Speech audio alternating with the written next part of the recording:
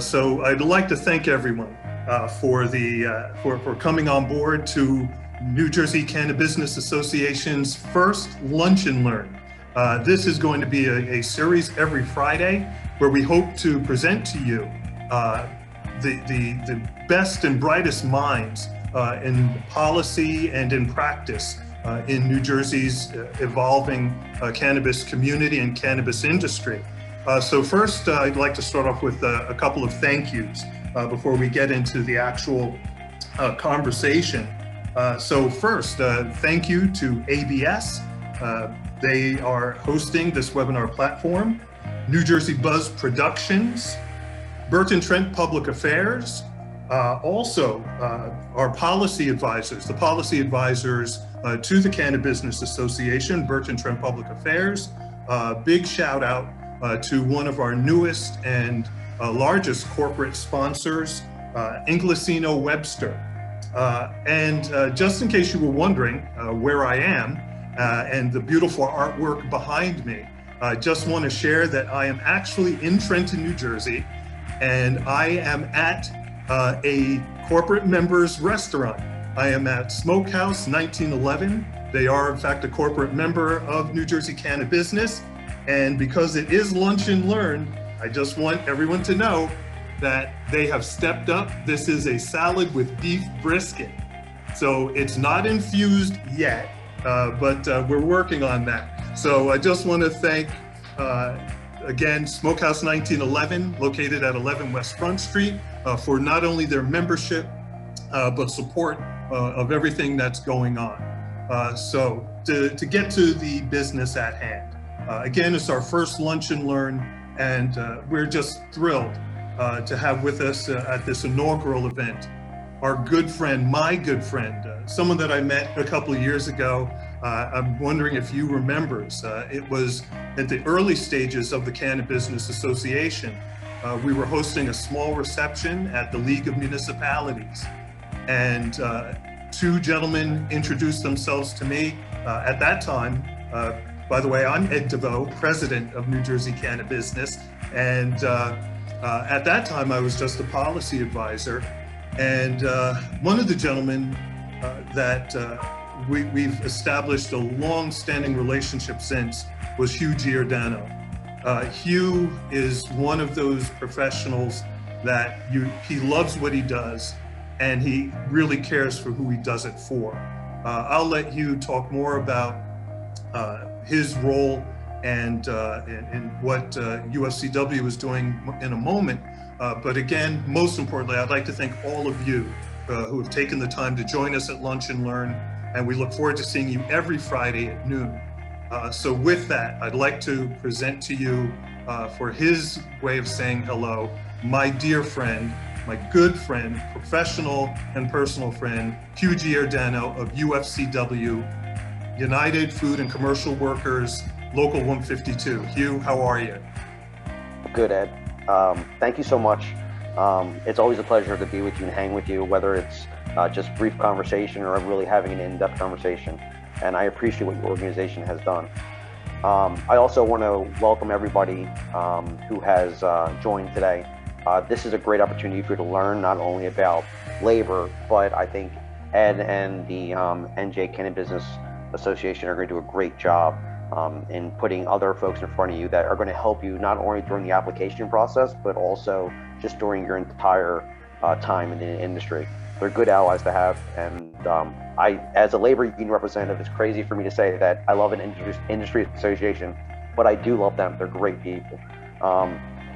First industry association is to stand up for workers, and one of the first industry associations is to stand up for patients' rights. Understanding that it's a conversation at all times. So I really appreciate that, and I'm happy to be here. Hugh, thank you very much. In fact, I'm going to ask you to pause just for a second, because those people that are joining, not only do we thank you for your membership, so please do visit www.newjerseycannabisbusiness.com, New Jersey spelled out, Cannabis. Do check out the possibilities of membership. But when we talk about why people become members and why we work together, I'm going to share with everyone who is on breaking news. So this is going to be one of those, you heard it here first. This is a segue. My board members, I see a couple of my board members who are on. Tara Masu, or Tara Sargente, many of you know her as Tara Masu, and Dr. Marianne Bays, she's on. But we are also very fortunate to have on our board one of the state's current license holders, Curaleaf. So I was actually in conversations with Curaleaf, so this is breaking. Curaleaf is in fact opening 2 new dispensaries for our patient community, one in Edgewater, New Jersey, and the other in Bordentown, New Jersey. This is significant not just from a dispensary and availability standpoint, but all those who are on here, if you are looking for a job, go to Indeed. Curaleaf is hiring. Curaleaf is hiring at those 2 locations. You can get to them through Indeed. That is the platform that they're using for resumes. So you heard it here first. 2 new dispensaries, Edgewater, New Jersey, up in Bergen County, and Bordentown, New Jersey. So please, this is why this association is so important, and why I have dubbed us the Cannabis Chamber of Commerce for the state of New Jersey.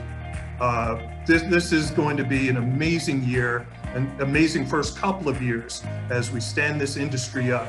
And as Hugh pointed out, it's definitely going to be an effort that we're all going to be involved in. So please, I'm glad to be able to share with you that news and the opportunity for people who are interested in getting in the industry. That's how we get started. So thank you, Curaleaf, for not only being a board member, but for sharing that information on the new dispensaries. And so with that, Hugh, let's get into the conversation. You know, as I'm announcing that there's opportunities for people to apply and get in for jobs, from your professional standpoint, people are interested in getting work. So what do you prescribe professionally to help people prepare, not just for the cannabis space, which is again our primary conversation today, but what is it that people should try to do to bolster their resumes, bolster their applications when they're looking to get into this realm or any other realm for that matter? Sure, good question. There's a lot to it. So first, I guess I'll just give you a background, a little bit of where we come from with this, and just talk a little bit about the UFCW too, if that's okay, Ed, about what our function is, and then I can talk about how we understand the job and the industries that come along with that. So just so folks know, the United Food and Commercial Workers Union, UFCW, is a national labor union. We have approximately 1.3 million hard-working families in our union. In the United States, Canada, and territories, and we have a sister union over in Europe. So we are a global labor union, and we are a diverse labor union. Outside of cannabis, we represent healthcare workers, RNs, CNAs, CMAs. We represent retail stores, grocery stores, clothing stores, manufacturing and warehouse. If you eat Goya products, it's union made. If you eat craft food products, it's union made from UFCW members. So we represent a very diverse industry. So in representing cannabis and hemp, here's a few things I suggest for people that are looking to get into the industry. All the other industries, like if you work at a food manufacturing plant, a lot of those same things will transfer over into a cultivation site or an extraction site. You know, cleanliness, cross-contamination, safety issues, OSHA issues, and just basic processes of running machines and safety. A lot of those same traits and skills that you learned at those type of jobs can be carried over into those industries. Same thing with retail sales. If we, a retail, someone who works as a bartender is lethally on legs. It's no different than working at a clothing store or a food store, grocery store. If you know your products, you know how to talk to your customers. Those are skill sets that you can carry over. Now, of course, the company is going to have their own way of teaching you and their own policies of how to approach certain situations. But if you come in with those basic skills, and if the company has a good training process, you should be able to do very well at that. And those are the types of conversations we're actually having already. The UFCW is working on a national apprenticeship program for training, and we're working with various MSOs and micro license holders around the country to create this program, and universities. We look at cannabis the same way that we look at being a carpenter or an iron worker. It's a skill, it's a trade. And if you look at the building trades, those folks who go through their apprenticeship programs make it a career, because they embed it into that what you're learning is a skill, and that skill not only comes with having that trade, but also good wages and benefits. And that makes them loyal to the company too.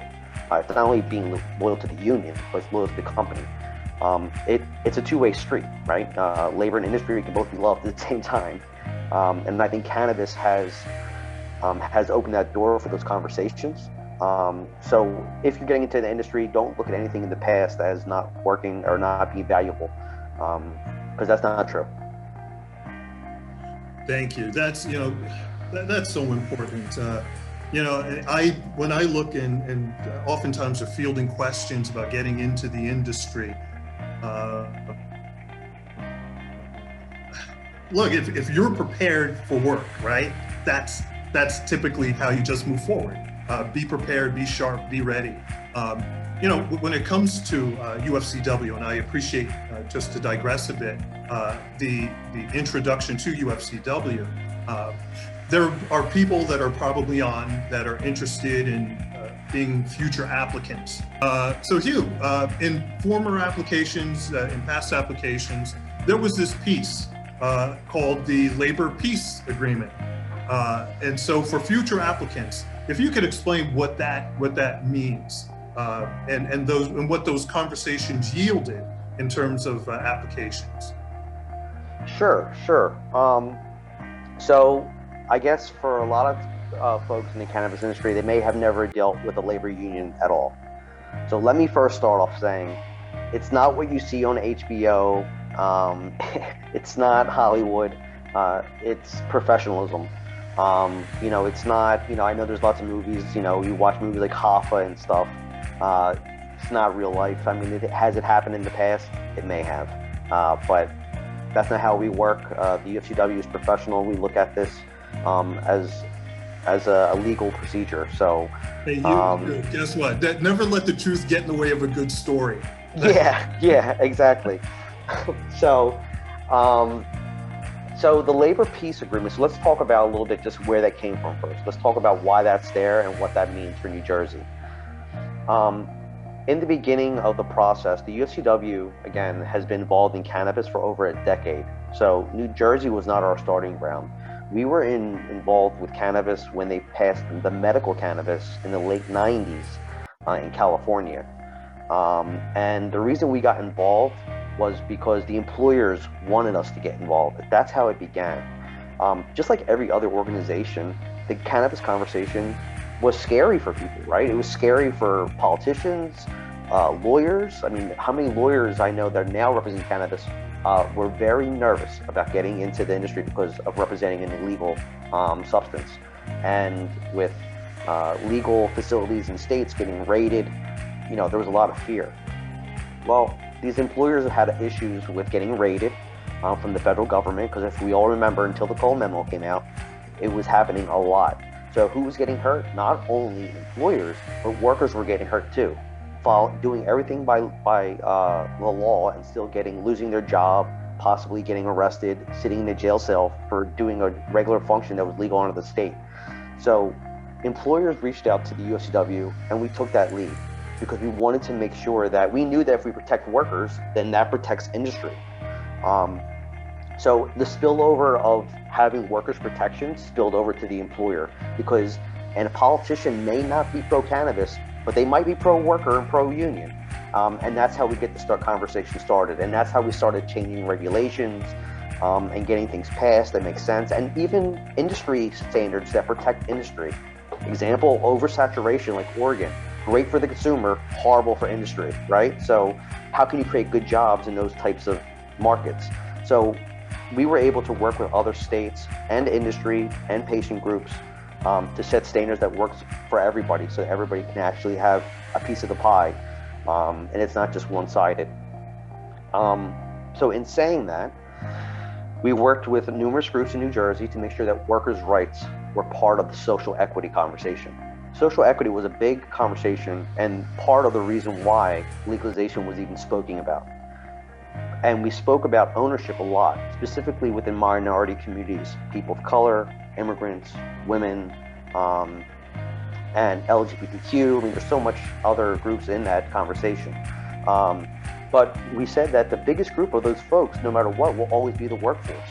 So how can we have pure social equity if we're not talking about equity for the people that are actually going to work 40, 50, 60 hours a week in these cultivation sites, at the dispensaries, and who live in these areas where big industry is going to go to? You know, if we look at the areas where it's densely populated, it's people of color, working class people. So in those conversations, we were to get standards into the bill. And I want to say, in New Jersey, openly and in the most positive way, that all the groups came together on these issues and we talked about it. And it really wasn't outside forces that stopped the initial bill from passing. It was politics as usual, unfortunately. But the groups did work together on this, and we agreed social equity was important in the workforce.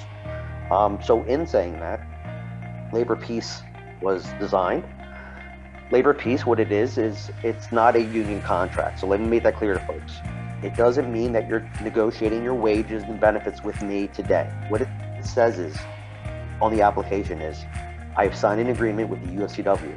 And then when I open, this is the process that we're going to do to get to that point. It's a map of talking to the employer, setting up times and dates to do these certain functions. And it just sets out a roadmap. That's really what it is. It's not wages or benefits. It's just saying that, and it tells the state, this is the most important thing. It's telling the state that on day one, you're going to be a unionized employer. What does that mean? That you're going to treat people with decency. You're going to allow them to sit down and talk to a labor representative.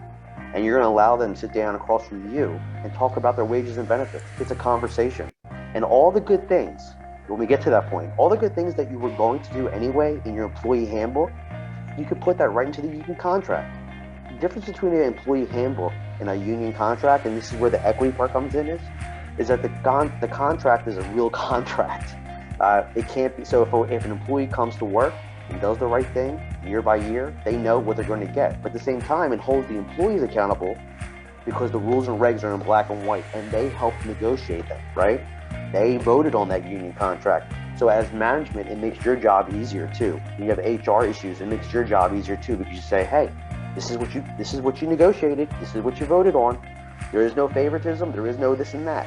There it is. And it's a good thing. Go ahead. Yeah, you touched on some really important points that have been part of our conversation for so long.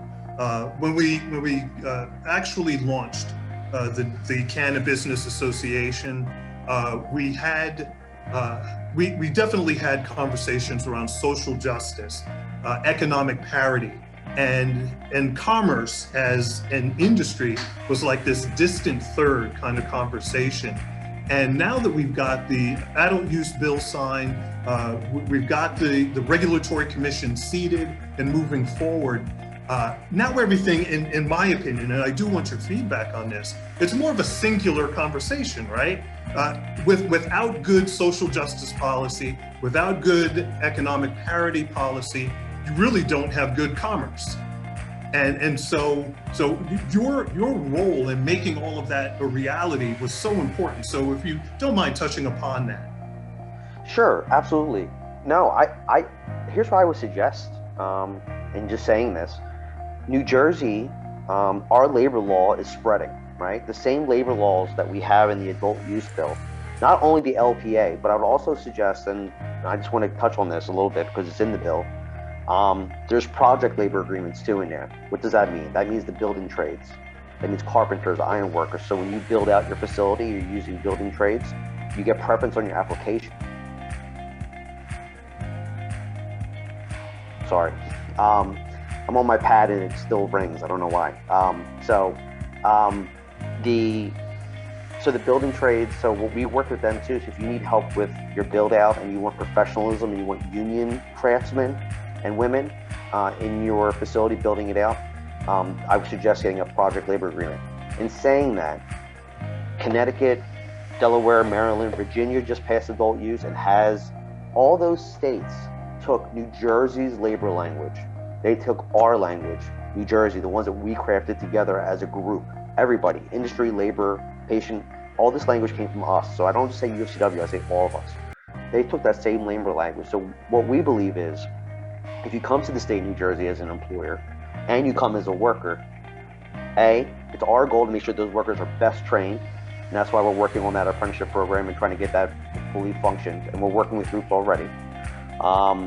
And we believe as an employer, when you go to another state to apply, once you show your New Jersey standards, which you have done in New Jersey, how can anybody else argue that you should deserve a application approval in their state as well, or town? And we're using these same principles on the local level too. It's much easier for me to go to a mayor or a city council when there's 5 other applicants in that town and say, well, these applicants actually signed a labor peace agreement with UFCW. So what does that mean for your residents? That means good wages. That means affordable health care, retirement, sick time, paternity leave. And in saying that too, I kind of just want to touch on these things too, because I bring up these issues of healthcare and retirement, and I know that a lot of business owners, it's a big cost. You know, labor costs are huge costs. One of the things that why we are the cannabis union, and why and just so you know that we work directly with the AFL-CIO, which is the umbrella of all unions. So the AFL-CIO gave us official jurisdiction. So since that time, we've been working on our health and welfare benefits to fit the industry. We represent distillery workers and alcohol workers as well. So what we did was we created a special health and welfare fund for these workers. And what these funds do is, not only are you able to provide health care, because when you go on the free market, it's hard to do, especially when you represent a cannabis industry facility. It's difficult. You get extra charges. You know, everybody knows how that is, so I don't have to go too deep into it. Anybody that's in it knows how it is. Banking, everything is so difficult. There's always an extra charge no matter what. We've been able to, since we have our own health and welfare funds and we have our own credit unions, we've been able to help with all that stuff. Not only are we providing healthcare, but we're providing at a much lower cost for employers. Because you're going to the free market when you only have 100 workers, but we have 1.3 million. So the cost difference is much different. So we can provide healthcare not only to the workers, but also to management as well. If you look at a company, Garden State Dispensary is a prime example. Garden State Dispensary was one of the first dispensaries to go union on the East Coast.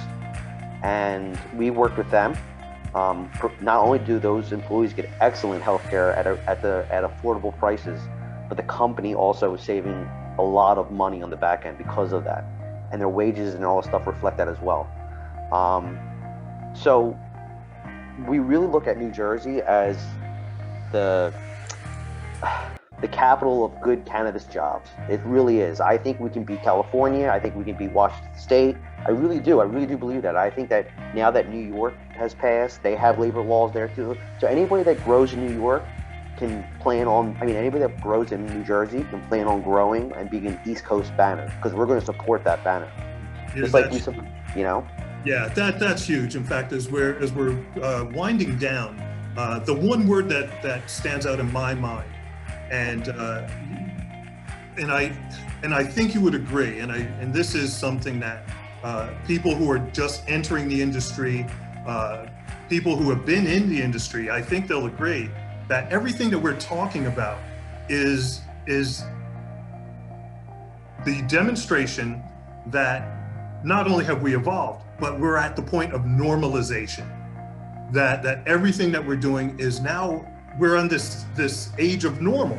So it is normal to have these conversations. It's normal to have these opportunities and the development of opportunities.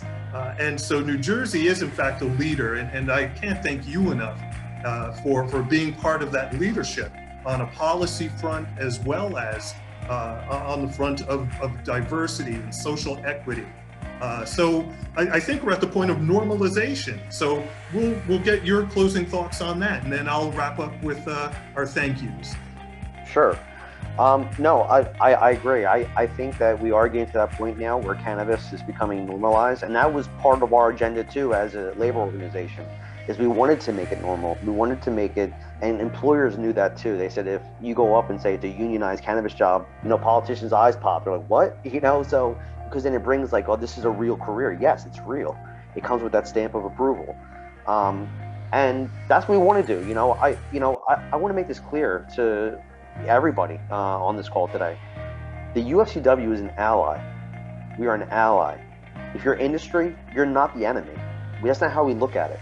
We want to work with you. We want to do the right thing. We want to make sure that your banner wins, especially if you're a unionized employer. We want you to be gazillionaires, because the more money you make, the more money you can give back to your workers, right? So why not?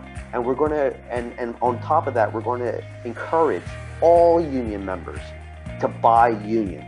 Buy union, because that's social equity. When you shop at that facility and they know it's unionized, they know that money is going towards the community, to the workforce, and towards a good employer. So in normalizing this, we want to be part of that conversation. We want to be part of the industry and be friends. We know we're not going to agree on everything. I don't sit here and jump around on pink clouds. I know how it is. But I think right now is a great time to not only work together in New Jersey, but to protect our industry on the national level as well, because we're going to have international trade coming up, and we need to have the best and the brightest here in the U.S. And the UFCW is committed to that on the federal level too. We're already talking to senators and congressfolk about these policies and procedures. So we hope that all the other MSOs and even the micro businesses, we're here for you. Just got to reach out. We're right here. That's great. Everyone, thank you so much. Hugh Giordano of UFCW, can't thank you enough, man. You know where I feel, how I feel about you personally and professionally. Thank you for being part of the inaugural Lunch and Learn of the New Jersey Cannabis Business Association. Again, thank you. Again, on our list of thank yous, ABS, who is actually hosting the webinar platform today. I want to thank New Jersey Buzz for their Buzz Productions, Burton Trent, the policy advisors to the New Jersey Cannabis Business Association, Smokehouse 1911, where I'm actually broadcasting from this afternoon. They are in fact members. Also want to thank Curaleaf for sharing the information about future employment opportunities. Please do go to Indeed, as Curaleaf is expanding. They are looking for resumes on Indeed. Lastly, before we close, next Friday, we are so fortunate to have one of the preeminent attorneys in the cannabis space. He's also counsel to the New Jersey Cannabis Business Association. That is Bill Caruso. He will be our Lunch and Learn speaker next Friday at noon. So I look forward to seeing you all return. Please tell others right now, all of these events are free. So please do consider your membership in the New Jersey Cannabis Business Association. And we look forward to seeing everyone every Friday at noon. And we trust and good luck with your individual applications, as well as your future group applications and your interest in the now growing and evolving adult use cannabis industry in New Jersey. Everyone, take care. Have a great Friday. Be safe. Be well.